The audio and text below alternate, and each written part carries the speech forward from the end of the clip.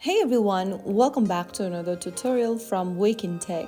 Today in this episode, we will be learning how to log into your Webull account. You can sign into Webull with your email or phone number depending on what you used earlier to register, and the sign-in process is quite easy, so let's jump in.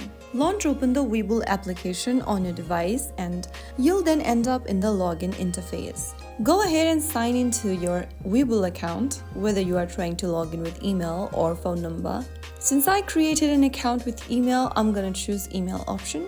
You can also go ahead and enter your phone number in the text box at the top if you have done so previously and tap on next. On the next page, you can go ahead and enter your login password for Webull in the text box. If you happen to forget your password, you can tap on the Forgot Password link and follow through the instructions to reset to a new password. But if you remember the password, simply type it down and click Next. If you have enabled two-factor authentication, then Webull may ask you for the verification code sent to you via your SMS or Google Authenticator if you've enabled it. If you have not, you will be directly logged into your account. You'll now be taken to your dashboard or your watch list on the Webull app, and there you go. That is how you easily log into your existing Webull account.